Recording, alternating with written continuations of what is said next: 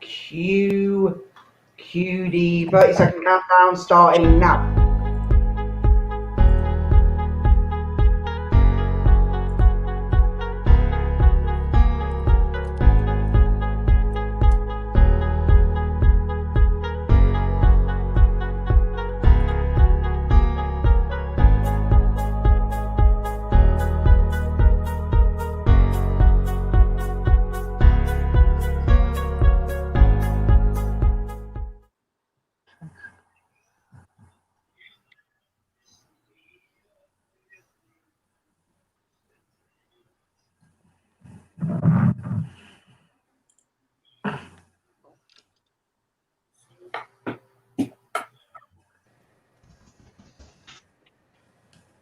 How you doing? You doing all right? I can't hear fuck all, but that doesn't matter because I'm used to that. I never get any reaction anyway. It's like when I'm having sex. Having fun? Yeah. Woo! No, that was my wife when I'm having sex. Seriously. No, I'm joking. That's my wife having an orgasm. Really, it doesn't get any better than this. So, welcome to another fantabulous episode of Housefire. As always, we're going to start with the house fire joke. This is my fire joke, so let's get it going. I'll explain what it is if you haven't seen it before. My house burnt down. Arse on fire. Yes, and the rest of me. Hey. So, first of all, I'm just going to get you sort of warmed up here. Yeah, a bit of warm up. Yeah. So I'm going to say it. You're going to give the joke, and I'm going to respond. Okay. My house burnt down. How?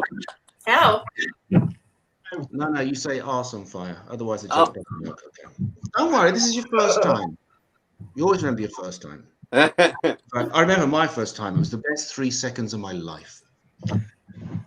And my mother's. But anyway, enough about that. My house burnt down.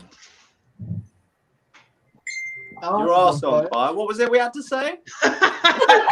Is your arse on fire?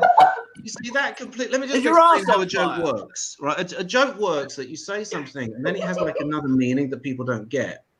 Now, if I say arse on, which is a crime, and fire, arse on fire, that has one meaning and it has another humorous meaning underneath. Whereas if I just say, is your arse on fire? It doesn't kind of work. So let's try again. I'm being very patient. I'm being very patient with you guys. Seriously. My house burnt down. Arson fire. Yes, and the rest of me. Oh! Hey! This time.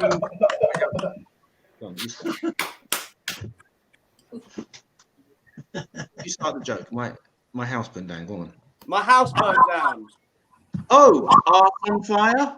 Yes, and the rest of me. Oh! Hey!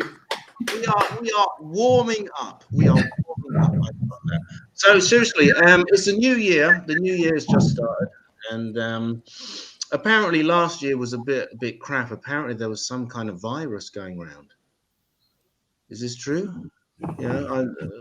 Let's hope it's nothing serious and it won't affect our day-to-day lives. But the great thing about having time off for New Year is that I have all this time to think of some new material, new things that I've never spoken about before. So here we go. The Spice Girls. The Spice Girls. I accused Jerry Halliwell of having a clandestine relationship with my pet kangaroo. She wasn't convinced. She said, "Is your wallaby my lover?" I can't believe it sometimes. Jesus Christ. You like it really. They struggle, but they like it really. Mel B says, every time I listen to the song Mama, I burst into tears. Come on, it's not that bad. Hey. My best friend, Melanie C, is a girl next door. So I moved in with him. Every day in London, a man moves house. He must be knackered. Emma Bunton, Baby Spice. Every priest's favourite Spice Girl, Baby Spice. Emma Bunton was the last person to join the Spice Girls. She was a replacement for a lady called Michelle Stevenson. This is true. I read it on Wikipedia, so it must be true. Michelle just wasn't fitting in with the Spice Girls. I mean, sure, she was a great singer, great songwriter, great dancer, which is probably why she wasn't fitting in with the fucking Spice Girls. Did you know that if you put all the Spice Girls CDs in a long line on the ground, starting at John O'Groats, you get really bored? Yeah. And I learned that out the hard way. Anyway, because it's the new year, I thought I'd write some New Year's resolutions. Do you want to hear my New Year's resolutions? Yeah. But anyway, here we are. 18 things I must stop doing this year. All right. Number 1. These are 18 things I've got to stop doing this year. Okay. Number 1, talking about the Spice Girls. That can stop right now. Thank you very much. Number 2, swearing, abbreviating, and using rhetorical questions. I mean, WTF? Hey! Number 3, making jokes about menstruation. Period. Oh, God. Number 4, misusing greetings. I mean, hello. Number 5, getting blowjobs off toothless old men. They really suck. Oh. They really suck. All right. Number 6, jerking off to Melanie C videos. I will never be the same again. Number 7, quoting Blackadder. Got to stop doing that so the long winter nights will just fly by. God, I hate that fucking show. I really do. Number 8, I've got to stop quoting Alan Partridge, but it's such a hard thing to do. Number 9, stop making childish innuendos. It's long and hard, but you can pull it off. Number 10, anal. That's fucking shit. Oh, God. Number 11, stop using secondhand pornography. It is disrespectful to Melanie C. Number 12, stop drinking in pubs. I forget to do that. Of course I forget. I'm too pissed. Number 13, got to stop using Italian. What a fiasco. What a fiasco. Number 14, stop making the same shit formula joke again and again. Number 15, stop putting myself down. It's not my fault. I'm a fucking cunt. Number 16, I've got to stop criticizing Americans just because they are arrogant, self-obsessed, tedious fuckers who think the most articulate adjective is awesome. They voted for a cunt who makes Adolf Hitler look like Baby Spice, and they think the epitome of female self-empowerment is a woman who has to put her said twat's fork between her nostrils. That works far better when you read it. Finally, number 17. I think it made sense when I wrote it. I think I'm talking about Melania Trump there, actually. People keep saying that Melania Trump is the new Jackie Kennedy. I'm like, please, Donald, buy yourself a nice open air convertible. You know you want to. Actually, I'm joking here, but I said to Donald and Melania Trump, can you think of an original slogan? They said, yes, we can.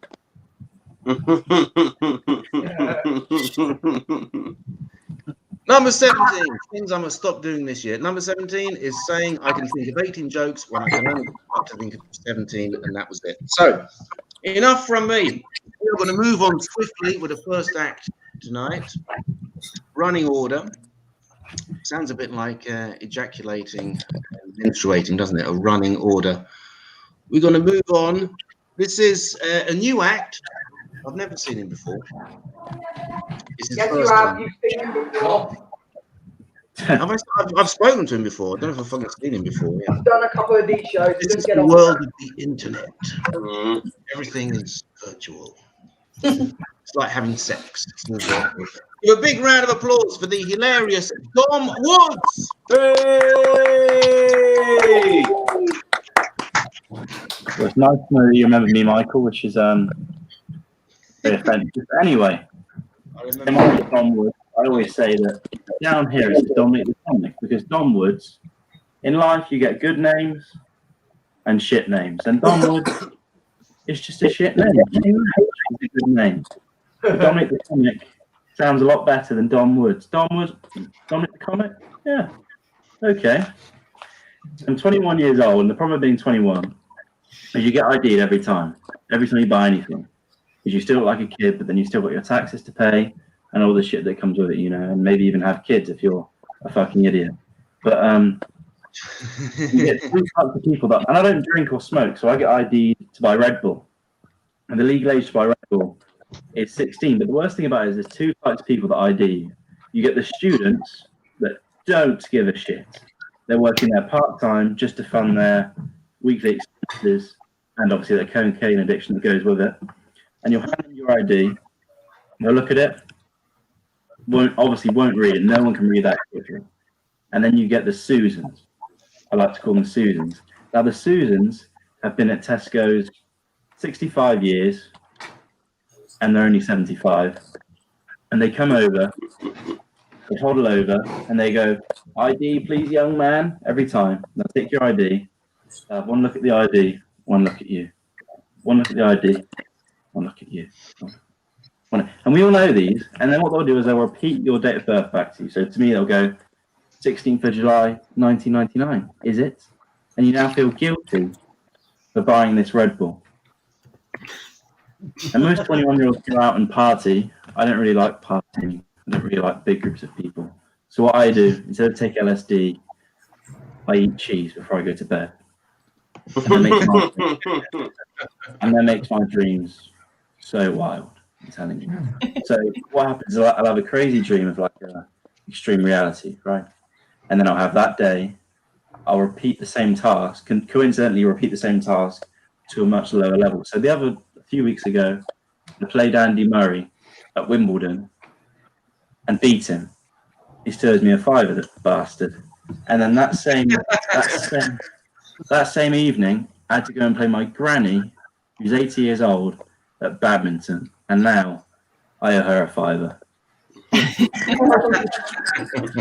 And then the day after that, actually, I had a fantastic night of lovemaking with a super attractive Hollywood actress. I won't say any names, obviously she's got a family. Don't want to break it up. And then woke up cuddling my box of tissues. Aww. I know. And then just last night, actually, I performed to a sold-out Apollo Netflix special. I'd made it. And now I'm here with you twats on Zoom. Before lockdown, I went out in Soho just by myself, which is a bit fucking sad. And I saw this girl crying on the other side of the street. So like the knight in shining armor I am. Over I go. So, are you all right? She goes, yeah, I've had my phone stolen. I go, no problem. I'm here to help. I'll ring the police for you. The police arrive, say, Dom, fucking great job. If you didn't do that, God knows what would have happened to her. So no worries. And then obviously I wanted to find as a comic, you want to find something in the situation, don't you? So I leaned over and said to her, she's had her phone stolen, just to clarify this one. I said, will this be a bad time to ask for your number? Which I thought was fucking hilarious. She'd had her phone stolen. How ironic. And she goes, looks me down and goes, I've got a boyfriend. You know that voice they do? I've got a boyfriend, you piece of shit. I wouldn't speak to you anyway. So it looks like they didn't just steal her her phone, they also stole her sense of humour. I ruined that one, didn't I? Yeah. I'm also a bin man. I've told this joke a few times this week, so I'm going to leave this one and go for a new one. So I'm a bin man, which obviously not the most glamorous job. So when I go out in the evenings, I have to when I speak to girls, I obviously have to lie about my occupation because they're not going to want to fuck a bin man, are they? Let's be honest. So I had a stage of telling them I was a magician, which went rather well. I can do a couple of card tricks. But then when I told them if they want to come, when I asked them if they want to come back to mine and drink some magic potion, they weren't so interested. Which I can understand now. But when you tell a girl you're a bin man, like they give you a nice reaction of, oh yeah, that's amazing, you're doing such a good job. But you know that if there was any sexual attraction they had towards you, it's now completely gone. Completely gone. It's non-existent now. It's non-existent. Right, Kim, that's me done. Thank you, brother. Woo! Thank you so much. I did enjoy that. Yeah. In fact, my name is Monkhouse, and I get some hilarious comments about my name. Where's Bob? Yeah, well done. Yeah, Bob's your uncle. Hey. In fact, that's the reason I'm not a teacher, you know, because people ask me, well, normally they ask me to fuck off. And if they don't ask me to fuck off, they say, you know, why don't you become a teacher in a state school? And I say, because I just couldn't handle the nickname. Can you imagine that every fucking... You got Bob next. You got Bob's lesson, yeah? Oh, Bob's lesson. Oh, Bob, yeah. Oh, hilarious.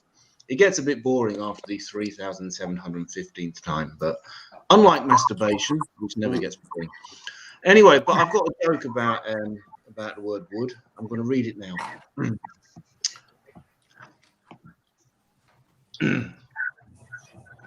Paul McCartney from the Beatles. Paul McCartney said to George and Ringo, "I wouldn't marry Yoko." They said, "Nor we, John Wood."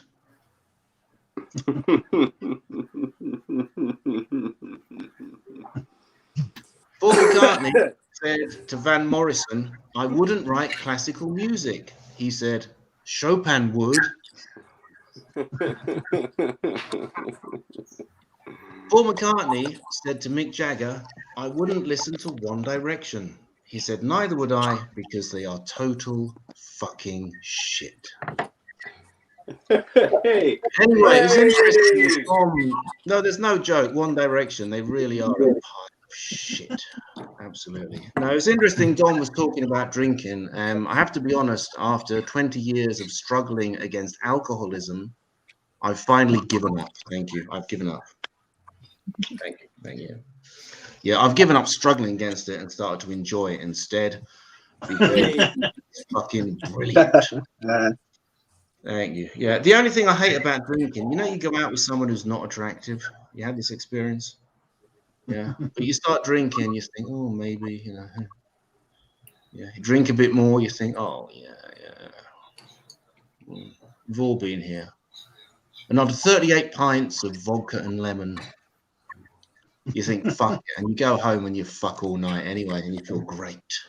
But then you wake up the next morning, get a good look, and you think, Jesus Christ, man. Oh.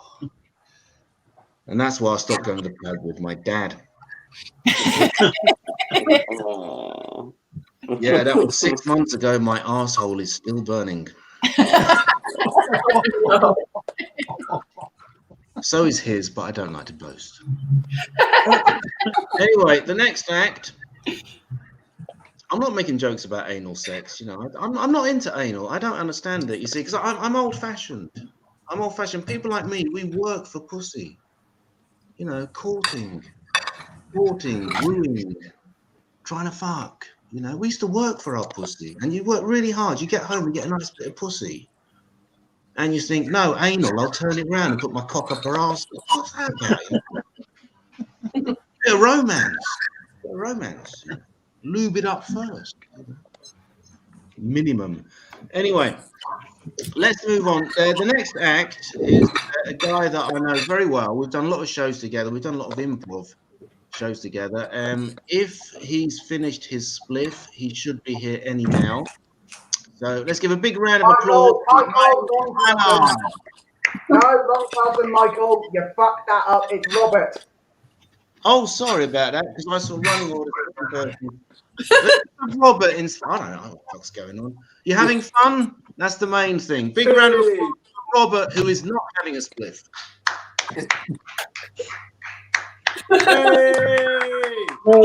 No, I was wanking instead, but I was going to finish it, but now I can't. But never mind. Anyway, thank you for having me. I spent start 21 more looking forward to going on holiday. At some point, I remember my last holiday. I went to Canada. It's a great time. I almost got sucked off by a tidal current. Don't laugh, I almost drowned. And I lost the flip-flop. But I wanted to talk to you tonight about my worst ever holiday. And this was because I went to Benidorm. Now, Benidorm is a very popular tourist attraction, especially for British, which is probably why I don't like it. But I didn't get off to a good start. Because the reason I didn't get off to a good start is because on the way to the airport driving, I got lost. Bear in mind, this is only from Gloucester to Bristol. And you think, well, in this day and age, you've got sat-navs, you've got Google Maps. Why did you get lost? Well, let me tell you something about sat-navs and Google Maps. They work fine up until you need them to work. When you are lost. Because trust me, when you are lost, that thing will completely shut down. And the only time it will help you is to tell you where there's a speed camera. And the reason you set off the speed camera is because you are lost. But then it got worse because I got a flat tire on the motorway. Now, I have read in the highway code that if you do get a flat tire on the motorway, don't panic, because on the hard shoulder, there are emergency telephones. Well, let me tell you something about emergency telephones. Or the highway code, should I say. The highway code tells lies because I couldn't find any. All I was doing was walking up the dual carriageway, up the motorway, tripping in ditches, on tyres, into dead bodies, trying to find emergency telephone. Also giving myself a pep talk. You fucking twat! You're lost! It's your fault you're lost. And then I thought, hang on a minute, it's not my fault, is it? It's my car's fault.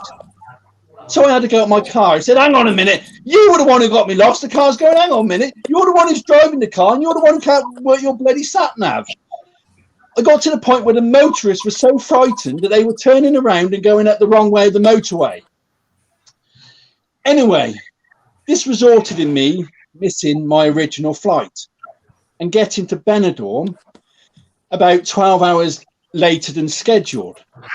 When I arrived there, my friend gave me some advice. He said, when you go to Benidorm, when you go out, don't take your wallet out because a pickpocket will take your wallet from your pocket.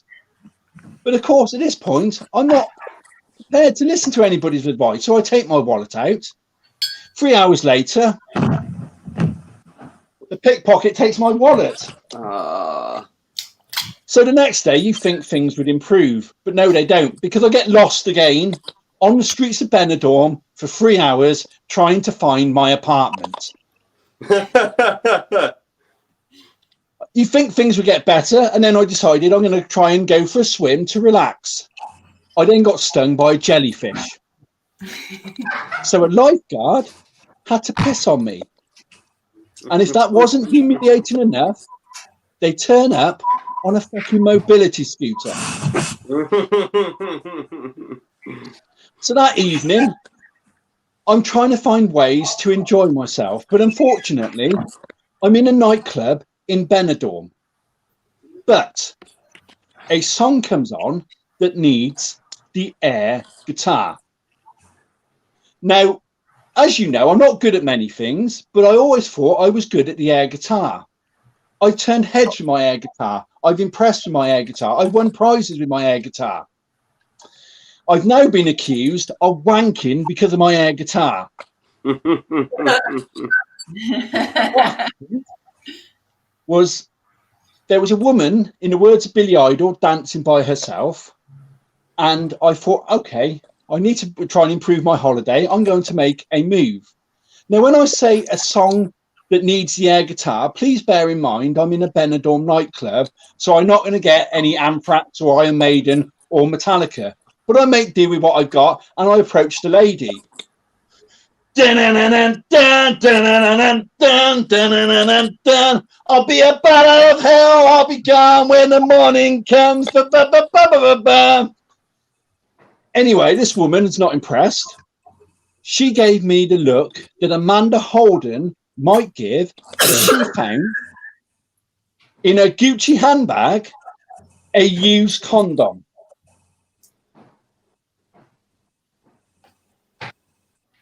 You dirty beast, she said to me. I said, thank you very much.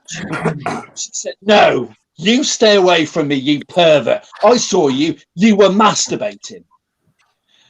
Now, I feel we've known each other long enough to talk these things through with you.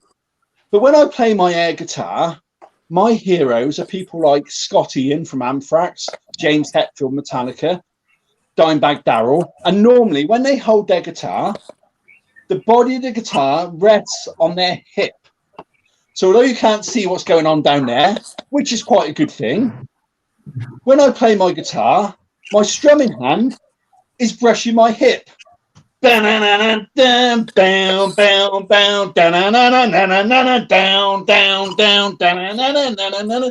apparently, according to her, I was wanking. And I said to her, hang on a minute, I don't mean to be rude, but when I did approach you, you were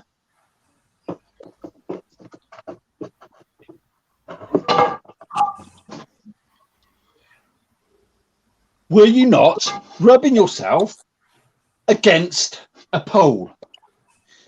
Now, I couldn't help noticing. Now, I wasn't trying to look, that you were wearing a thong, and by your attitude, it's gone up your arse.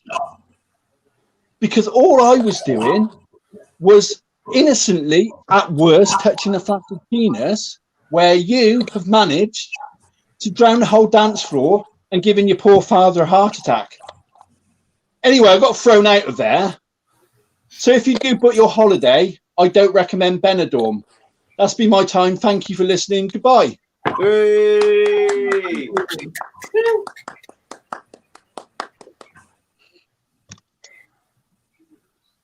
My microphone was off there. Sorry about that. Thank you so much to Robert Audi for that hilarious set. I love the guitar stuff. Do you know what I mean? I love that guitar stuff. In fact, what is Eric Clapton's least favorite Bros song? Drop the Boy. Yeah. What is Eric Clapton's least favorite household appliance? Dyson. What is Eric Clapton's least favorite rock group? One Direction, because they're shit. Hey. Oh, I love that stuff. Seriously, I do. No, because I'm really into this kind of rock thing, because I think that there's only one difference between men and women. You know, I mean, people always talk about the differences between men and women, and personally, I think women are superior because of tits. Because even gay men like tits, right? Which is great, because straight men don't like dick. Yeah. No, seriously, I have a gay friend. He says, I'm totally gay, but I love tits. When I see tits, I want to play with them, right? I'm straight. When I see a dick, I don't want to play with it. Oh, that's fun. Oh, let me touch it. Let me touch it. Let me touch it. It's gorgeous. It's gorgeous. You know? Thank you, Dad. You know. So I'm joking. It wasn't my dad. With my brother. Don't laugh. You haven't seen my brother. He's gorgeous. Incest. I can relate to that. Yeah. No, but seriously, because I think there's only one difference between men and women, and I think it's the way they react to the music of Dire Straits. That's what it is. Yeah. It's like you play Dire Straits. No, seriously, you play Dire Straits to a woman. She's like this. She's like, that's good. That's good. You know, they're very, very competent musicians. You know, not really my kind of thing, but certainly know what they're doing. I can understand the success. I think they work hard for it. Yeah. You play Dire Straits to a man. What does he do?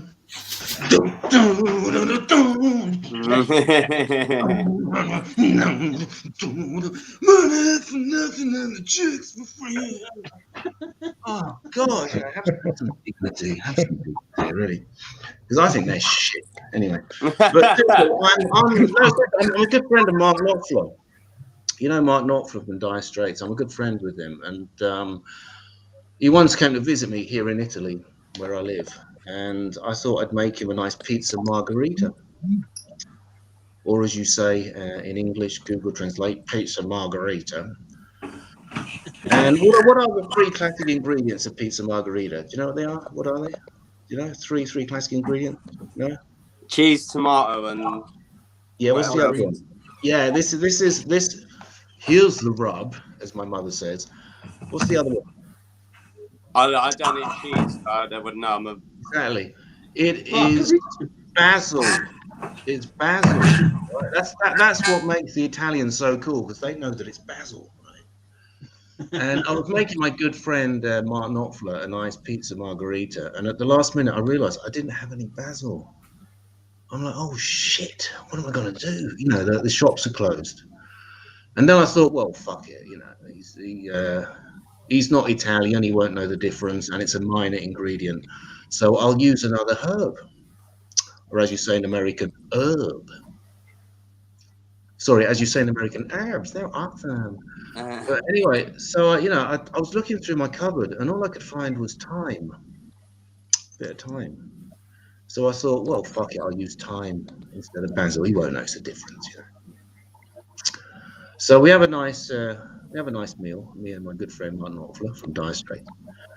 And at the end of the meal, I say, so Mark, what did you think of my pizza? And he goes, it was all right. I'm like, Mark, is there a problem with my pizza? He goes, no. Pizza was mediocre. I'm like, oh my God, like the lead singer at Dire Straits has called my pizza mediocre. This is terrible. I say, Mark, you know, you've got a problem with my pizza margherita. You've got to tell me what it is. We're friends. And Mark Knopfler, he goes, no, it was all right. It was all right. Yeah. It was just that the time was wrong. Mm-hmm. Oh, I do like that. So let's move on. This is the guy I was meant to be introducing before, but I'm fucking up. Do you know why I'm fucking up? It's because I'm a cunt. So let's have a big round of applause for Ryan Stannard. Thank you very much. Now, today, for the first time in my life, I said the N word out in public because the guy driving that van was a stupid nincompoop. I know, look at that. I can tick that off now. So yes, now recently, well, last night, in fact, I was watching a YouTube video, and this guy said that this year has been absolutely brilliant so far. Me just looking there, being in lockdown at the moment with a sprained fucking hand. Yes. So that's how my year's been going this year, and I actually have been keeping to my New Year's resolution, wearing this fucking bandana, because if I take it off, as you can see, my hairline is fucked. So yeah, no. So obviously, back in March last year, I had COVID-19, and fucking hell, what's that now? Jesus Christ. So back in March, I had COVID-19, and my girlfriend came over every single day to care for me. And one day, I noticed that she was depressed. So I thought, oh God, I've got to make a joke up for her. So I made up a poem, and I saw that when she came upstairs to give me my dinner, I said this to her: look, I know that you are coming over here every single day and you're depressed from it. So do you want to hear this poem that I've written for you? And instead of her going, yeah, oh yes, let's have this poem, she went, go on then, you're going to tell me. I'm just there like, what the fuck? I'm supposed to be the depressed one because I have to sit here coughing my fucking lungs up. Hey, don't worry, there's no real difference really. So then she went, fine, yes, I'll hear this poem. And I said this: roses are red, violets are blue. You have coronavirus because I can't stop looking at you. Oh, good God. That did not go down well. All I felt across my face was a fist going across my face. But you'd be pleased to know she contracted COVID from that. So up yours, bitch. And yes, I know that you can hear me and that happened. You fucking. Oh, God, no. I've got lockdown, so she can't come over. Bollocks. Don't worry, little fella. One day you'll be able to get inside some. Yeah. We'll save that for later. But so, is anyone fans of Michael Jackson? No, sorry, Freddie Mercury or Justin Bieber? Let's have a little cheer for Freddie Mercury. Anyone a fan of him? Oh, shit. Anyone a fan of Justin Bieber? Clap and cheer it so. Total shit. Thought so.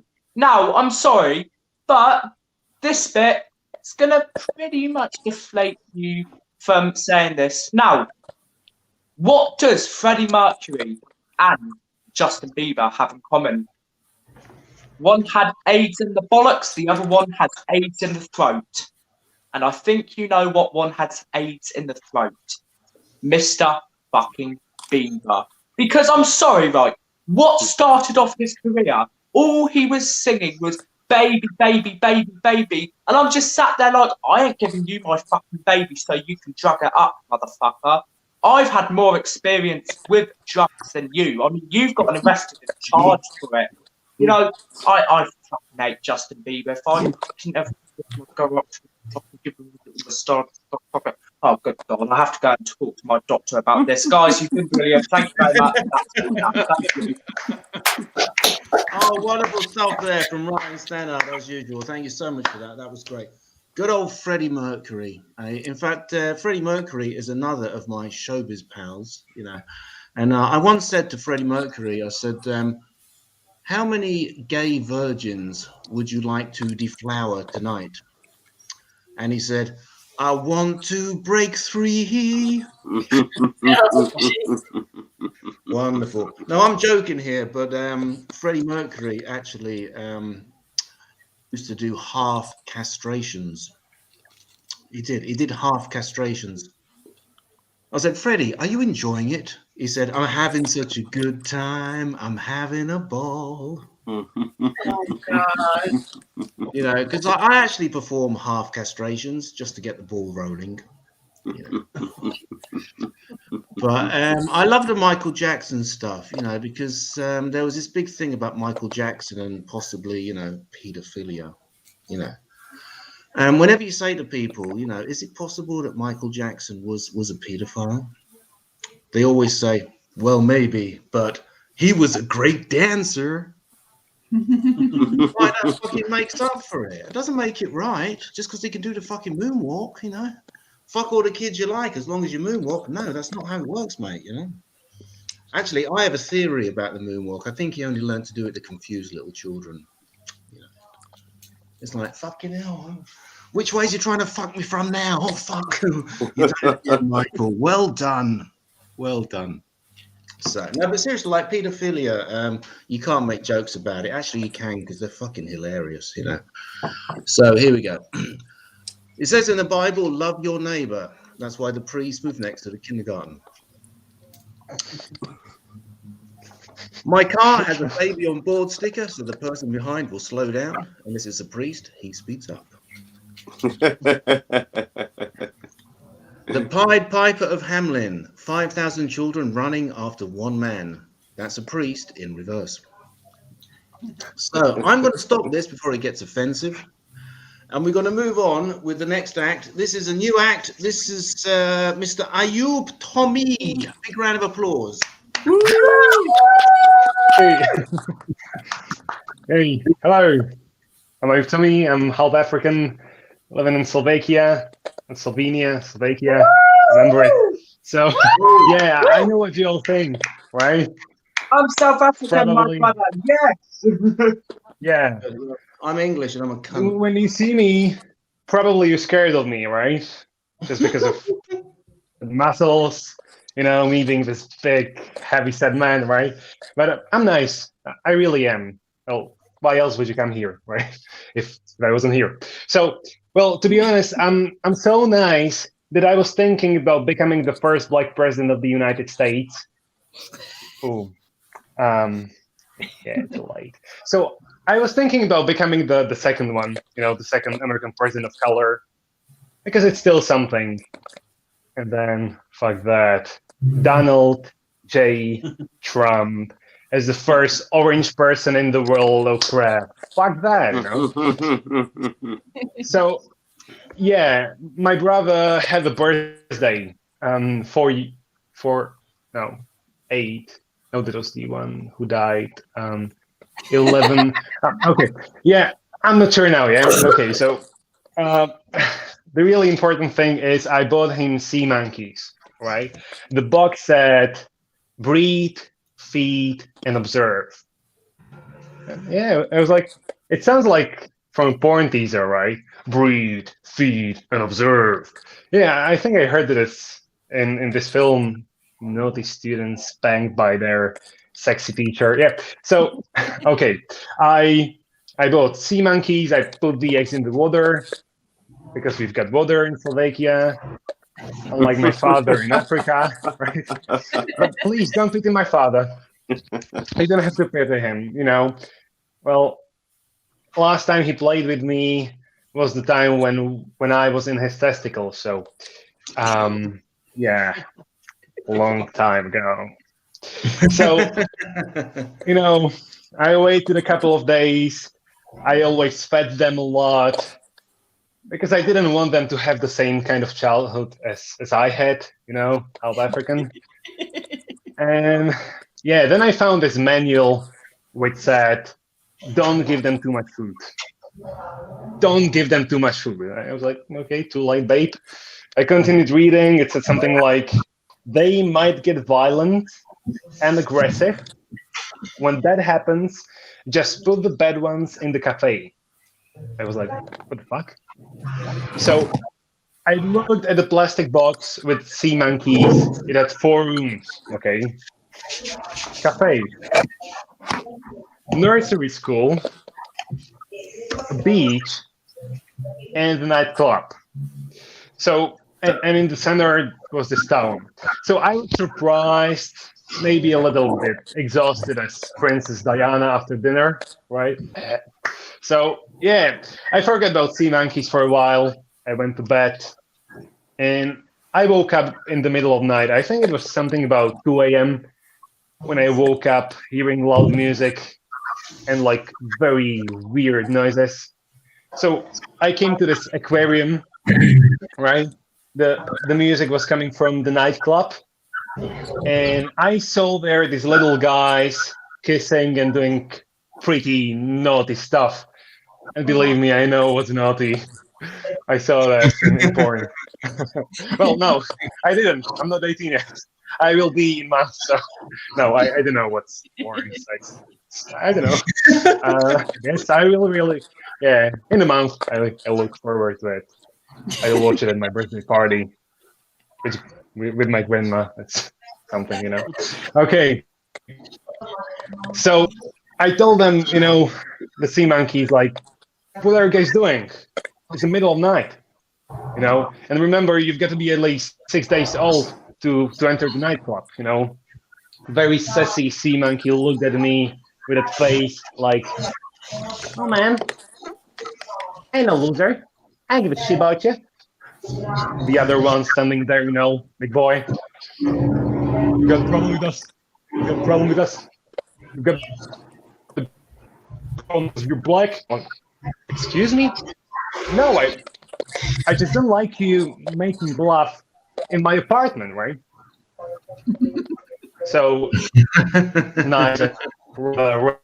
In a way, so I still have some business to do. I need to kill my mom, but yeah, that's family, right? So, yeah, it's 2021.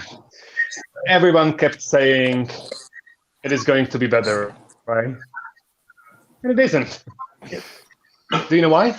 Any guesses? Esattamente. Mago, lascia perdere perché se vuole essere solo un brindisi qua. Io ho detto dai. Okay, I cannot hear you, but it doesn't matter because the worst possible thing that happened was that those just deleted friends from Slovak Netflix. Yeah, I know. I mean, what worse can happen, right? It was in the breaking news on Slovak TV. You know, all its people died, yada, yada, yada, in Slovakia. That's nothing special, right? So I can hear you laughing, but in 2 months, we will have so many suicides in Slovakia as we had when illegal cigarettes from Ukraine stopped coming to Slovakia, right? Brutal. So I called Netflix, though, and after 2 hours listening, I'll be there for you. I hate those bastards.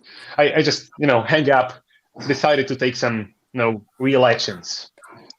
So probably, the French Revolution, right?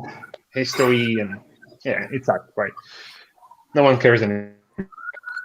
But we did something else. Slovakia, we did Friends Revolution. I think it was on BBC.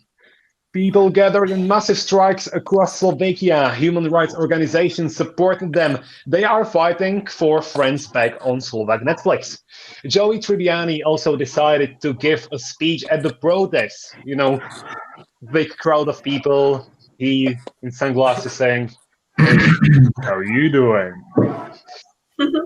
I think the only problem with Joey Tribbiani giving speech was that he accidentally came to Slovenia instead of Slovakia. So that was a problem. Thank you very much. Oh, hey! That was wonderful, wasn't it? Yeah, I love that stuff. He was talking about water, and I have to be honest, that water hasn't changed. It's still water. It's still water. Thank you.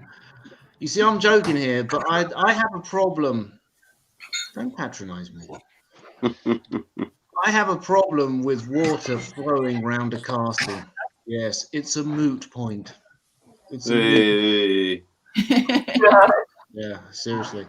No, but really, at this time of year, say a prayer for somebody who has only a glass of water and a crust of bread for company, and tell them to fuck off. Nobody forces them to be supermodels. It's your fucking fault. What's going on? Tonight's show is sponsored by Glyph Glaff. Yeah, sorry, there's some interesting interesting vowels here. The phone network. I don't know. I'm on the fucking phone, yeah. Because in English we have this stupid expression, "Are you on the phone?" And it means, "Do you have a phone?" It doesn't mean, "Are you on the phone?" It means, "Do you have a phone?" And I remember when I was about 7 years old, and I was at school, and I was in trouble, and the teacher said, "Are you on the phone?" And I went, it's a stupid fucking question, Yeah, I didn't stay long at that school, seriously. No, but I do remember one of my fondest memories of school was my history teacher, and he used to get really, really angry. And I remember once, he shouted out, "Where's your fucking manners?" I remember thinking, that's a terrible thing for a teacher to say. It's, "Where are your fucking manners?" Get it right. No, really. I remember when my cousin was at school. There was a strict rule of no mascara, no corsets, and no high heels. Fair enough. It was an all-boys school, so made sense, really. But I also, when I was at school, I had a terrible time. I remember, I used to get my head shoved down the toilet, get my face kicked in, being called horrible things, They were tough, our teachers. Not like now. So anyway, the next act is a wonderful act. I've seen her many times. She's very, very funny. Her name is Maggie Levine, and she is a reckless regular, or as Rick from the Young Ones, a reckless regular. A reckless regular. She's a writer for Yesterday Night Taped, which is streaming. Yeah, in fact, I have to be honest. A new Spice Girls video just leaked, and so did I when I saw it. Yeah, it'll be streaming next if I'm lucky. Oh my Mm. I don't know what came over me. Well, I do, but I don't like it. First time I tried anal, I don't know what got into me. I don't like to boast. So anyway, enough of my pathetic innuendos. I have to go for a whole day without making any childish innuendos. Yeah. I'm not going to say it. I've said it so many times. If you don't know it by now. This is Maggie Levine, and she's a reckless regular, a writer for Yesterday Night Taped, which is streaming, like me if I'm lucky, on Spotify, Spreaker, and iHeartRadio. Big round of applause for the hilarious Maggie Levine. Hi. Hey. So I've been researching my family history because I figure if you're going to go out in the world all screwed up, it's nice to be able to go back and find something to blame it on. Turns out I'm part Canadian, and Canadians are known for being very polite. That does not work very well here in New York City. I have learned that the hard way. Like once I almost got hit by a cab crossing the street. Now, anybody else in that situation would be like, hey, fuck you, asshole. Me, it was more like, excuse me, sir. Sorry to bother you, but would you mind making love to yourself? Well, thank you. You have a lovely evening, too. I grew up in a rich town, but we were poor. Like after spring break, all the other girls would come back from Cancun with their golden brown tans. And I came out from Secaucus, New Jersey, looking like a sequestered Irish young. Yeah, I couldn't afford a car when I was growing up, so when it came time for me to get my driver's license, my dad took me to the amusement park and taught me to drive in the bumper cars. Now I live in Brooklyn, and we are, unfortunately, a COVID hotspot, which actually does sound kind of cool. Makes it sound like this really exclusive nightclub. Very exclusive. Only 10 people allowed in at a time. Oh, and we also have to shut down at 10 o'clock. Yeah, but seriously, this pandemic's made me change how things are done. Like, I'm on the subway. This homeless guy gets on and starts singing. And then he comes around.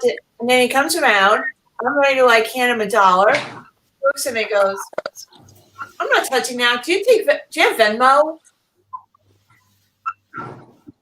Okay. So lately, it's actually been very unseasonably warm. So a lot of people going around without their masks. Not because they're being assholes about the whole thing, but because their faces have spring fever. Yeah, and ladies will appreciate this. You know how men are always kind of saying like, smile more. Well, now because of the pandemic, I had to burn that. Ta-da! See? Smiling. Underneath the mask, I'm thinking, fuck you. Another thing about the pandemic, I've gotten to know my roommates a little better. My roommates being Siri and Alexa. And I gotta tell you, I think Siri's been eating a few. Wasn't talking to you, Alexa. I don't know that, but you have Samuel L. Jackson, celebrity voice for Alexa. God, no. I'm being heckled by my AI now. Great. But seriously, I think Siri's been eating too many edibles. I cannot have a coherent conversation with her. Siri, what is the weather today? Today. Others? We're near the bay. Is it going to rain today or not? John Knotts, an American actor born in, fuck you, go back to sleep. And meanwhile, Big Mouth in the other room is basically the loud drunkard. Like, I came in here at 4 a.m, wants to do one of these shows. And I'm trying to do this very quietly because my husband's sleeping. So I'm very quietly trying to turn the lights on. Alexa, lights on. Okay, shoot.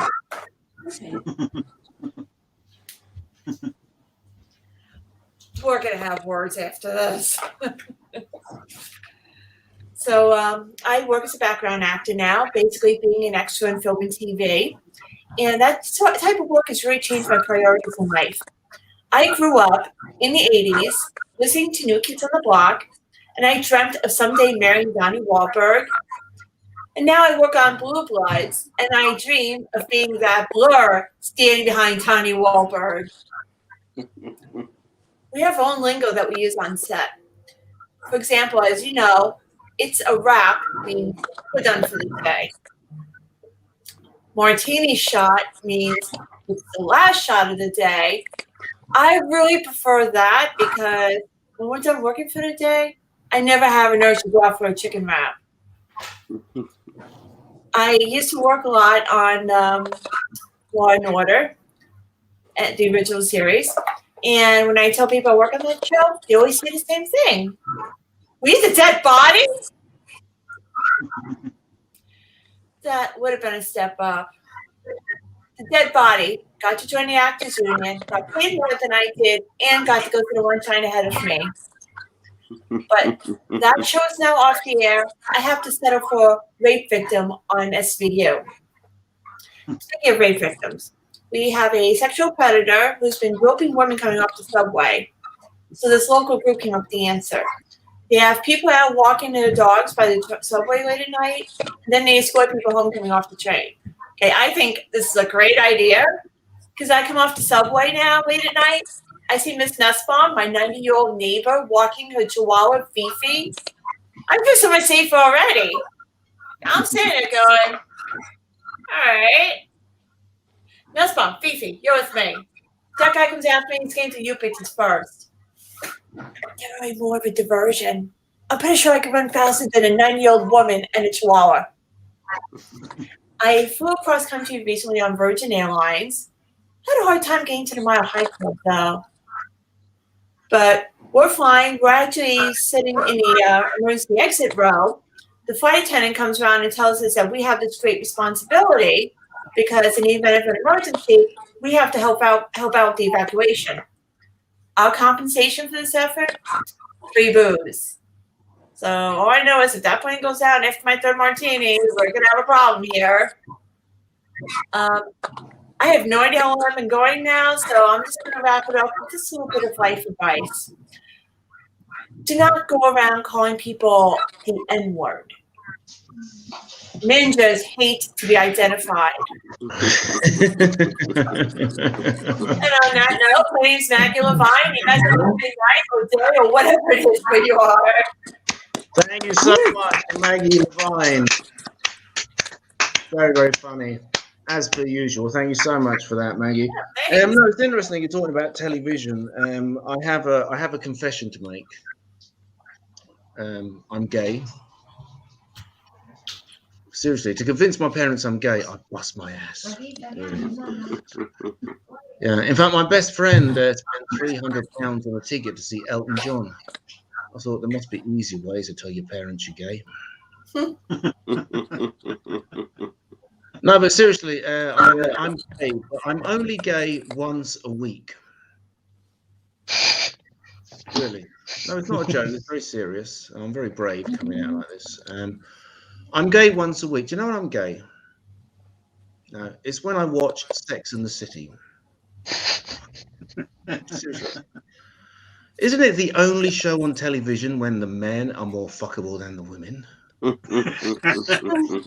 Seriously, I can't get my head around this. It's like, if I had to choose, I'm the most straight person I know, but if I had to choose between Mr. Big, right, and Sarah Jessica fucking Parker. You know, I'd be humping Mr. Big like there's no tomorrow. I'm sorry. You know? I mean, Sex and the City is one disgusting women surrounded by 6 billion fuckable men. You know? It's bunga bunga in reverse. Anyway, enough of my sexual problems. We've got to move swiftly on with the next act. This is a guy that I know very well. We've done a lot of improv shows together. We've done a lot of shows together. He normally wins the improv, which means he's even funnier than I am, if you can believe that. So a big round of applause for the hilarious Simon Hall. Hey. Thank you very much, everyone. I don't know what everyone else has been up to today, but I've been happily watching the snooker. It's been pretty good. I really enjoy the snooker. I do appreciate, though, that it is quite boring. Yeah, like that is the thing with snooker, isn't it? It's quite dull. I like snooker. Yeah, in for the win for people who like snooker.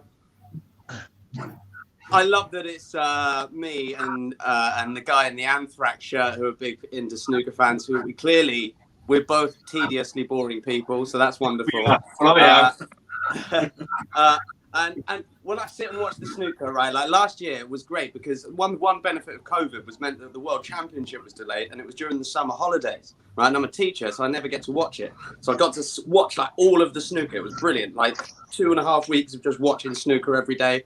Right, and it was so fun, and there was a brilliant moment. Right, here's just to give you the scope of how boring the snooker is. Right, there's a point when I was watching, and there's two commentators. Right, like snooker really requires no narration whatsoever. So the fact that there are two commentators feels like overkill, doesn't it? Right, and one of them was going through facts that had stood at previous world championships and going through things that had like records and things. And the other commentator, John Parrott, the world champion in the snooker, yeah, like world champion, he went, yeah, you can probably stop there. It's getting a bit boring.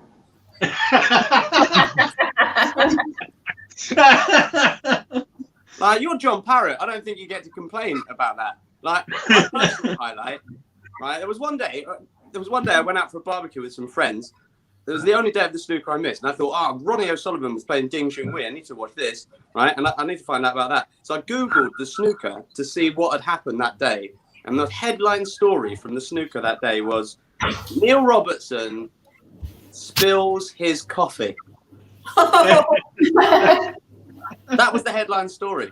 I think personally, the moment of peak excitement came when a fly flew into the arena. Genuinely happened, right? Now, in any other sport, no one would mention the fact that a fly had flown into the arena. In snooker, we get not one, but 5 minutes of conversation about the fly and the possible impact it could have on the players, right? A conversation that culminated in this story from Ron Dennis. He went, I remember once when I was playing snooker. Now, if you don't follow the snooker, that is a fucking brilliant Ron Dennis impression, yeah? So go off and Google it and tell me how good it is. I remember once when I was playing snooker and a fly flew into the arena. Well, I noticed the fly when I was sitting down. But when I got to play my shot, I didn't notice the fly at all. Then what was the point of the story, Ron? Why are we wasting our time, Ron, with all this pointless bloody bullshit about fucking flies? So yeah, so there you go. The snooker. I love to hate things. I love to hate things. One of my most favourite things in the world recently has been destroyed by hate. That's Harry Potter, right? I'm a massive Harry Potter fan. Yeah, a huge Harry Potter fan. But you can always feel the tension in the room now when you mention Harry Potter because everyone's like, oh, JK's tweets, JK's tweets. Like, people are angry about JK for that. I think, you know, it's fair. But I do want to defend her. I want to give her her due. Because no matter what, like, you know, you've got to give her, she's a really hard-working woman, isn't she? Yeah, she has worked really, really hard to destroy the legacy that those books left. left it in tatters and crumbles. She's absolutely shredded it. It's awful. And you know, it breaks my heart that she's done this to such a brilliant set of books. Because, like, I mean, you know, she worked really hard. She started off with Pottermore, where she tried to retroactively make all the characters gay. Then we had the play, didn't we? The Cursed Child, where she tried to retroactively make all the characters black. Before we finally ended up with the Fantastic Beasts films, where she tried to make all the snakes Korean. Like, it was just overkill in the end. I think she just destroyed it that way. And it turns out she needn't have done all this extra work. All she needed to do was just a few transphobic tweets, and that's it. Harry Potter's destroyed forever. Honestly, man. J.K. Rowling on Twitter, crushing people's childhoods in 280 characters or less. Ladies and gentlemen, I've been Simon Hall. Have a great fucking evening. Yes, thank you so much, Simon. Thank you so much. I have a bit of a bone to pick with Simon. Unlike my mother, she has to pick a bone, which is all about Harry Potter. Because you think I hate Harry Potter, don't you? No. I don't hate Harry Potter. Just because he's a little specky cunt on a fucking broomstick who isn't worth a fucking wank doesn't mean I hate him. I feel sorry for him. No, because people think I criticise Harry Potter. I actually went to watch one of the Harry Potter films. And when I woke up, I tried to carry on watching it. My only problem with the Harry Potter film was I didn't like the beginning. I thought the beginning was shit. And I thought the end was shit as well. And I thought there was a dip in between that. But otherwise, I thought it was a great film. Such a piece of crap, isn't it? It's like Narnia. I think Narnia is shit, you know. I love it when people try to tell you that Narnia, people say Narnia has a Christian background. Oh, really? I fucking missed that. Ooh, that was so fucking subtle. I've got to watch it again before I can pick it up, you know. It's like when people say, The Great Dictator by Charlie Chaplin, it's actually about Adolf Hitler. Is it really? Jesus Christ. I miss these things.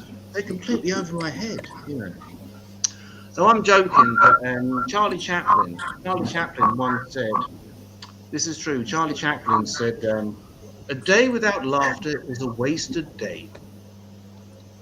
And Charlie Chaplin was absolutely right. A day without laughter is a wasted day. That's why I never watched Charlie fucking Chaplin. Because I think he's shit. No, but the other film that I loved was the Spice Girls did a film, Spice World, 20 years ago when I was 10. And what I thought was brilliant was the Spice Girls did a film. That's funny in itself. But the really funny thing is that everybody who saw the Spice Girls film came out of cinema and said, it's not very good. I'm like, yeah, of course it's not very good. It's a fucking Spice Girls film, mate. I mean, you know, what were you fucking expecting? You know, sort of Ingmar Bergman script, you know, Ken Loach social commentary, you know, Ingmar Bergman acting, you know, it's the fucking Spice Girls, for Christ's sake, you know. But anyway, it was a total shit.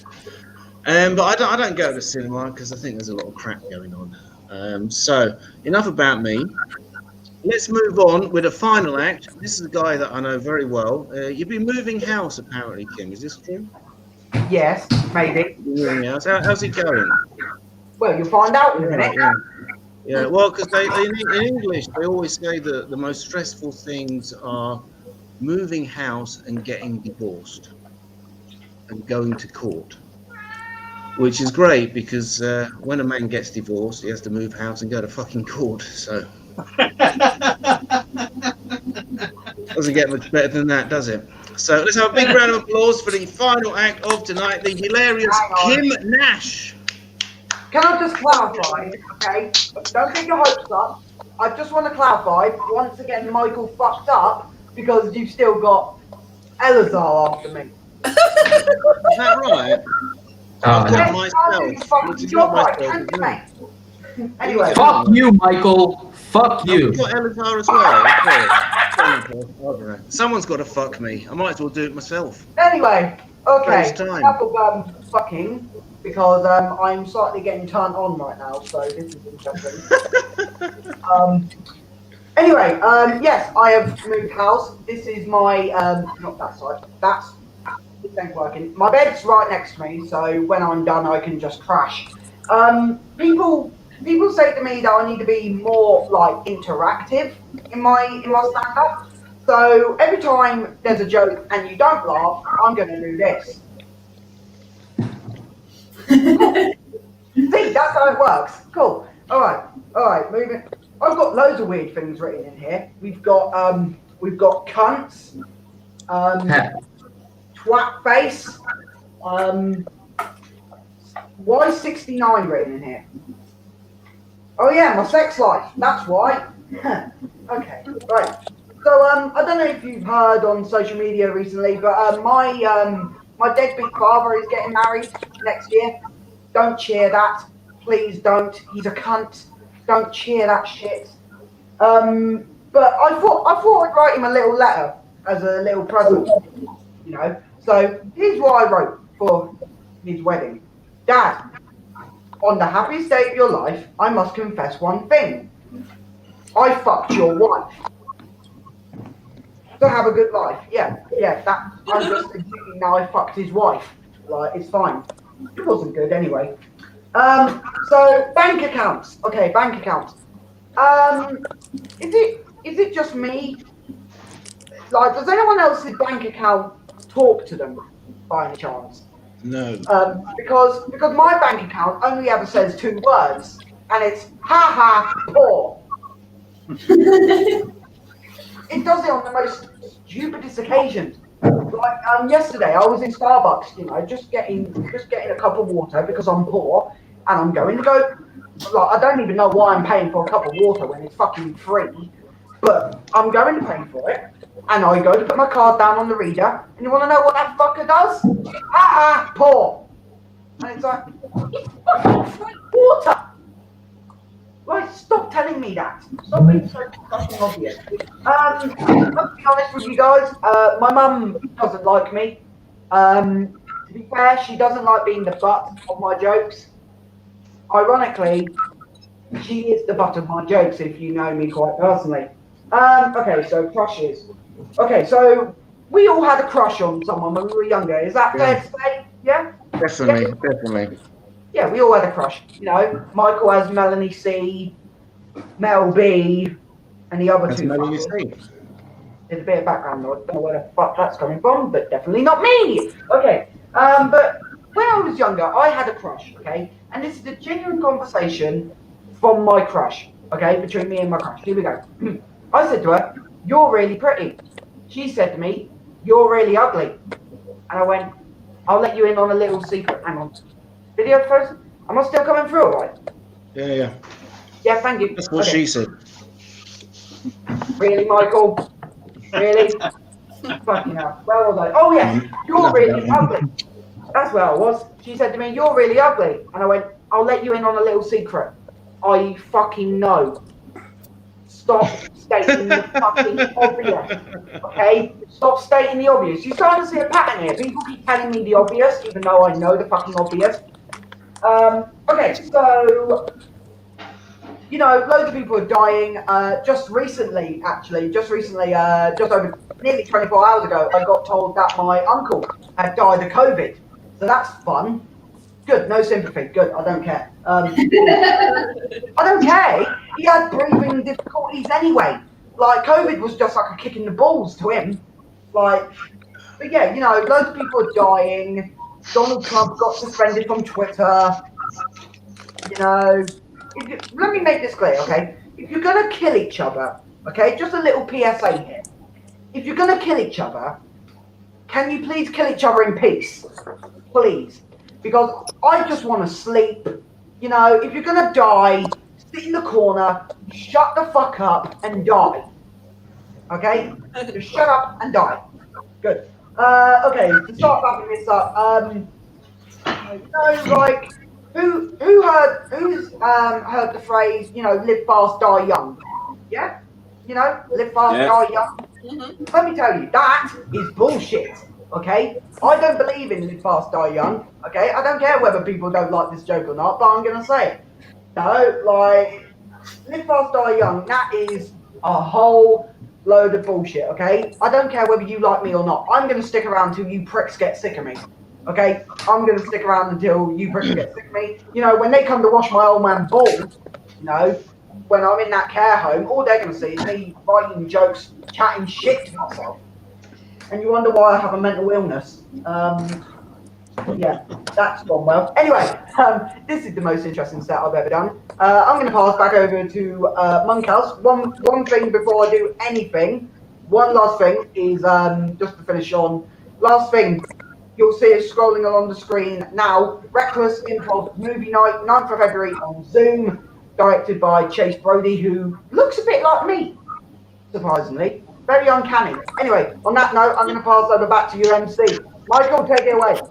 Thank you so much, Kim Nash. Yeah, thank you so much. Wonderful stuff there. Talking about your dad. In fact, my dad keeps lecturing me about my Madonna obsession. I said, Papa, don't preach. Yeah. My dad said, Michael, you are lazy and vulgar. I couldn't be bothered to answer the fucking cunt. My dad was so upset after the divorce, he said, Michael, don't ever mention that woman again. I said, it's all right, Dad. Here comes the word.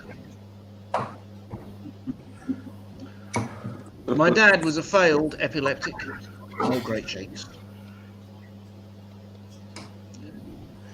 My dad has green fingers. Cunt's been dead for 6 months. No, but seriously, after my parents got divorced, thank you for your sympathy. After my parents got divorced, my dad got depressed, but my mother, she turned into one of those sort of aggressive older women, MILF, and they always crease me up because they don't know what to call themselves, do they? It's always like, hey, am I a MILF now? Am I a MILF? Awesome. Am I a GILF? Am I a cougar? I don't know what to call them. And stuff. Normally works, doesn't it?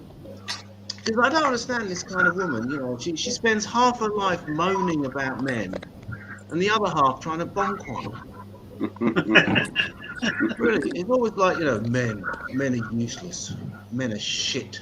Men are no good. Men are the inferior sex. Never have anything to do with a man. Men are shit. I'm like, okay, fine. That's how you feel. Anyway, what are you doing tonight? Going on a blind date? I can't wait. Oh my god. This could be the one. Because they say strange things. I saw an interview with a pornographic actress, and she said, I spent 20 years in the business, and all I got was tired. No,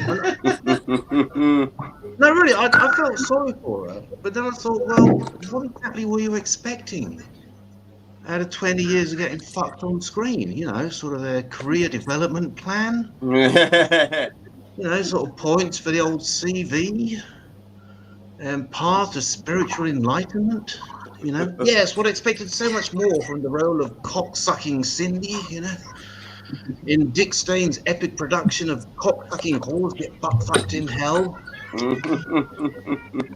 Never trust a man. Never trust a man.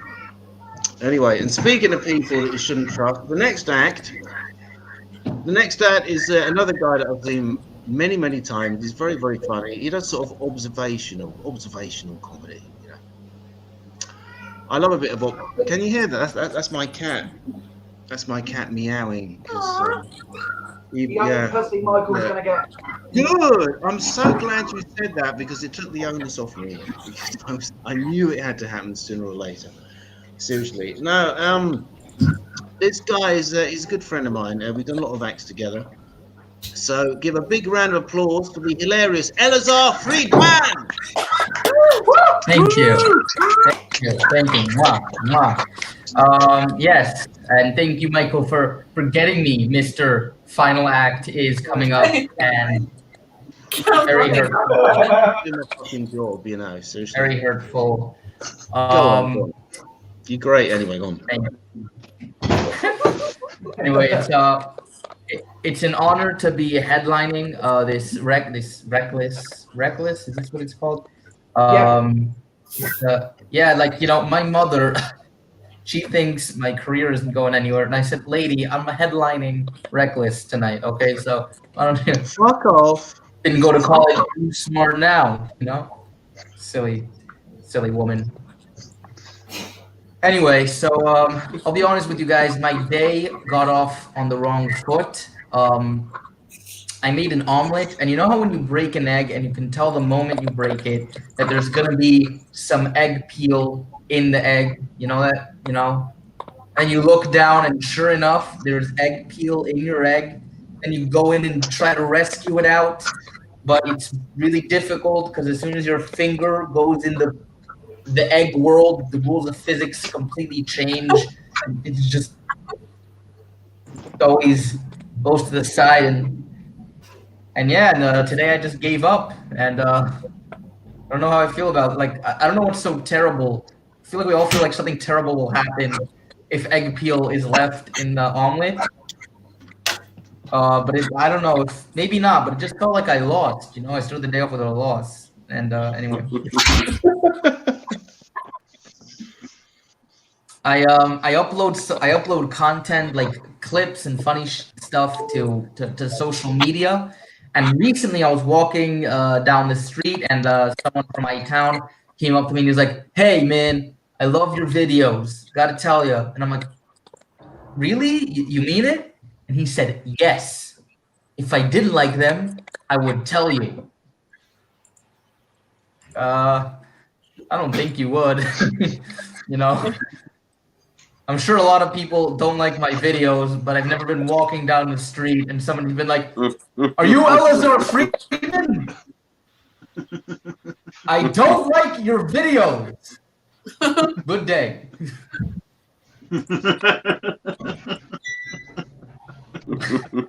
Anyway, but I do believe he genuinely liked it. Anyway, I read recently that if dolphins had thumbs, they would be as advanced as we are, which must be very frustrating for dolphins, right? Because here we are, you know, building cities and culture and spaceships, and they're just like, these stupid flippers, they can't do anything. It's all in here.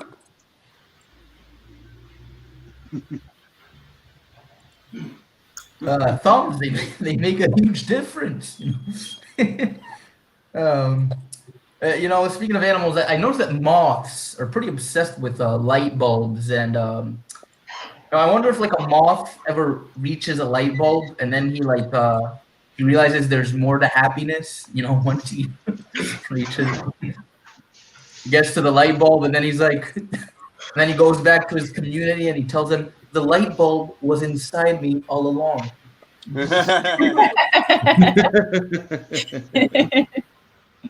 Family is what matters, not light bulbs. I don't know. You know, I really like animals. You know, for a long time I thought penguins were a particularly suspicious animal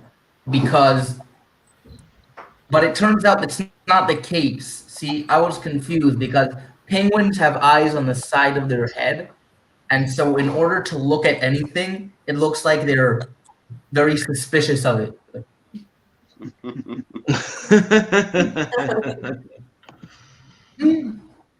was like, "Whoa, penguin." He's always got like his flippers back, like he's trying to fight you. "You say something, bro?" Penguins are always like, you know, showing that they're alpha males or something. I went to do some. Have you heard of therapy through horses? Have you heard of horse therapy? Yeah. Heard of this? Yes. So I'll explain what it is. Basically, Maggie, it's horses are very consent what you're going through emotionally, and so through riding horses, you can glean insights to what's going on in your life, right? I went to do this.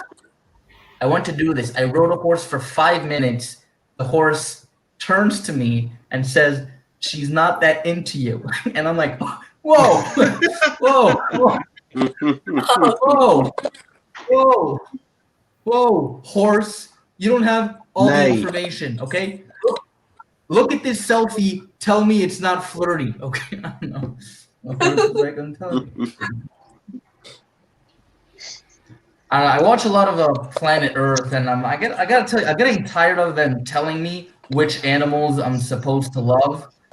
You know, the whole polar bear propaganda. I'm so over it. Okay, see, the whole thing about the polar bears and global warming is global warming makes the ice melt in Antarctica, and then it's harder for them, and they have smaller windows of time to hunt seals. Well, I like seals. So what am I to do? I'm for global warming, all right? I just walk down the street with plastic straws and throw them away like a flower girl, just to make sure the seals win. I'll tell you who I realized no one cares about in the animal world. Do you want to guess? Yeah. It's fish. No one cares about fish. I heard David Attenborough say the most insensitive thing, okay? He said, if we don't stop overfishing, there will be no more dolphins. I'm like, well, excuse me. These poor fish, they're just the memes, the dolphins. And, dolphin-free tuna, that's very mean. How about some tuna-free tuna? And we care about other animals. We care about we have free-range chickens, right?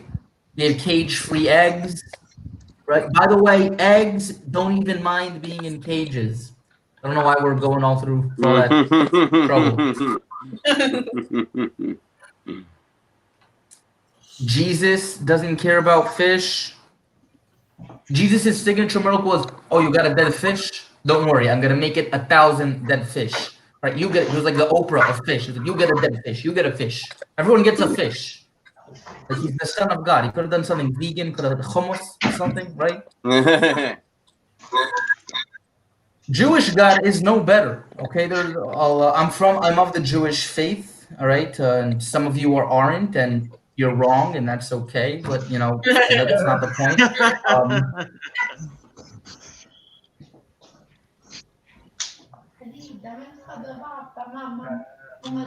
We got another fucking block, haven't we? Yeah. No, I was talking. I was enjoying that. Quick, Michael, do something. All right. So, very sorry about that. Obviously, the technology is fucking up yet again, as opposed to my mother, who's just fucking. Do a Spice Girls joke. I did like the fish jokes. Are you back? I don't know. You all right now? He's back. Sorry, don't want to steal your thunder. Go on. Me? All right, man. Yeah, you're back. Yeah. No, we had a bit of a fuck up, but don't worry. Technically speaking, sorry if this is too technical for you. We had a bit of a fuck up. So now he's frozen again. Never mind. Speaking of fish, my favourite fish likes to sleep. Must be a kipper. Yeah. My second favourite fish likes to sit on a stool. Must be a perch. My third favourite fish likes One Direction. Must be a total fucking cunt. Anyway, no, I do love the animal stuff that Elazar is coming up with. For example, where does a sheep go for a drink? to the bar. Hey. What do you call a cross between a sheep and William Shakespeare? The bard. Now, unfortunately, the sheep and William Shakespeare couldn't get in to have a drink because they were barred. Now, William Shakespeare is a good friend of mine, as with the others. And unfortunately, William Shakespeare died leaving no inheritance because Okay, he Michael, died you can shut up without now. heirs. Elazar's back. Brilliant. Okay, come on, Elazar. I'm doing my best to cover these cunts. This is the Michael, best just I shut do, seriously. Elazar, Hey, we're waiting no, for you. no. Come on. Okay. Yeah, give me a second to figure out where I was. Yes. You were talking about fish. Yeah, so was I. Go on. Yes. So no one cares about fish. I hope we can all agree on that.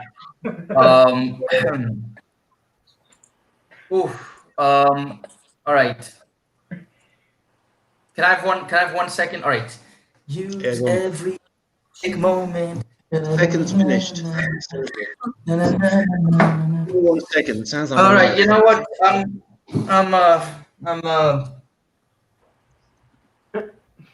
me just see if there's one more. Yeah, this isn't the first time I've had bad connect. You know, I was doing a show like earlier, and you know, people were laughing at the jokes, and I was confused, right? And then someone shouted, "You have bad connection." I was like, "Oh, it's weird. I have 4 bars, right?" He's like, "No. Bad emotional connection. I'm not connecting." And so I realized that that was that. All right. Excuse me for 1 second. Oh my God. Talking about many. Oh yes. Please 1 second. All right. So. Before I leave, I just wanted to. I've been reading this Fantastic Four. You guys know this Fantastic Four? You know the heroes. Yeah. Right. Yeah. And I just want to share with you this cover because I think this is from the '60s, right? So I really like how. All right. So basically, this is Mr. Fantastic over here, right? And he's saying it'll take more than ropes to keep Mr. Fantastic out of action. It's not clear who tied him, but he must have fallen asleep in the middle of the street, and then someone came and tied. Because he can't be the monster. He doesn't have look at the motor skills. Like this is like a Boy Scout must have, done this, right? And here is the invisible girl, and she's in the middle of turning invisible. She probably could have done that before she was caught, but better late than never, I guess. And here is the Thing, and he's pushing a car that's not really in his way, even further out of his way. You can tell why they didn't make it like the Avengers. They're not very well organized, in general. All right, that's all I wanted to do tonight. Thank you very much. Thank you so much. Woo! Wonderful, Elazar Friedman. I did enjoy that. Wonderful stuff there. Wonderful stuff. I have to say that Elazar has this sort of animal thing. He does little jokes about animals. So I thought I'd finish the show partly in homage to Elazar, but also to finish the fucking show so I can go home and get pissed instead. I'm going to finish with my favorite animal joke. Is that all right? Yeah. Yes. All right. Yeah. I don't give a fuck anyway. I'm going to fucking do it. So here we go. There was a young man who had a very, very small penis. Right. I'm not using any sort of, innuendos here. I'm just saying he had a very small penis. There's no joke about that. And he never gets any women. Why? Because he has a small penis. That's the reason. So he thinks, I've got to have some kind of plastic surgery here. So he goes to the plastic surgeon and he says, listen, can you help me out about my small penis? Which I keep saying. And the plastic surgeon says, yes, we have a fantastic new thing where we use an elephant. And he goes, oh my God, that's wonderful. I've seen elephants. They're enormous. And he goes, great. So you go to sleep. We'll use the elephant. So he goes to sleep. Wakes up the next morning. He looks down. It is enormous. It is huge. It is bigger than Lenny Kravitz's ego. It's incredible. There is snow on the top. He's going, this is wonderful. And the plastic surgeon says, yeah, but before we get excited, we have to tell you something. And we didn't actually use the elephant's penis because you are on you're on the National Health Service. You're on the National Health Service, so we didn't use the elephant's penis. We used the elephant's. And the guy says, will that make a difference, doctor? And he says, I don't know. It's the first time we've done it, so let's see what happens. And he goes, all right. So he goes out. He's got this monster package going out, right? And he sees this woman, and oh gosh, yeah. And she falls in love with him. That's the wonderful thing, First of all, she sees this incredible monster that he has in his pants. So they have sex, and it's wonderful. But it doesn't stop there. They fall in love, and she says, "This is not just a one-night stand. I've decided that I'm very much in love with you, and I want this to go further. I want to take this to the next step." And he says, fucking brilliant. In the words of Sylvia Plath, fucking awesome. They go out, but all the time he's got this little thing going on in his head, and he thinks, this relationship is based on a lie because it's not my thingy. It's an elephant's, So he said to his mate, what am I going to do? And his mate says, listen, just tell the truth. Right? Any kind of problem, just tell the truth and see how she reacts. And if she loves you, it won't make any difference. She'll still want to marry you. And he says, yeah, I think you're right. I think you're right. I've got to be honest. I've got to come out with it. Not in that sense. I've got to come out with it. So he goes to a bar with this lovely lady, and he says, listen, I've got a confession to make. But before I make this confession, do you love me? She says, yes. He says, do you love me really? He says, yeah, really. You don't just love me for my body, you love me. He says, yeah. Usual kind of shit, This is worse than Tinder, isn't it? Do you love me? Seriously. If you really love me, good. Because, my darling, I have a confession to make. My body, not really my body. I had an operation with an elephant. And, and suddenly, while he's talking, his thingy comes out of his pants and it grabs a bun and it disappears again. And he says, that's what I've been trying to tell you. And she's an intelligent modern woman. She understands straight away. She goes, oh my God, I got it. You've had that new operation with the elephant. Yeah. And he goes, yeah, I'm so sorry. And she says, no, don't be sorry. I still love you. I still love you. In fact, to be quite honest, I thought that was fucking hilarious. Can you do it again? And he says, no, I can't do it again. She says, go on, darling, do it again. She says, no, I can't do it again. She says, come on, love, if you love me, do it again. He says, no. She says, why not? He says, because I can't fit another bun up my arse. Absolutely true story. With that, I'm going to leave you. But before I fuck off, and have a wank as usual. I'm gonna ask you to take a big round of applause. I think we had a good show. Did you have a good show? You have fun? Yeah. That was a fucking brilliant show. I thought it was a great show. But before I fuck off, I want a big round of applause for all the hilarious acts. Mr. Don Woods. Woo! Robert Alty. Ryan Stannard. Yay! Ayo Tony.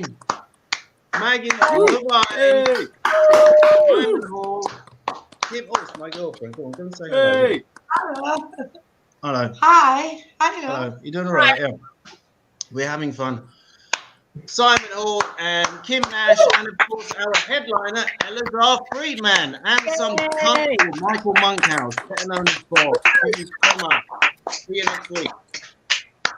Hey! 4th of February, come back for another.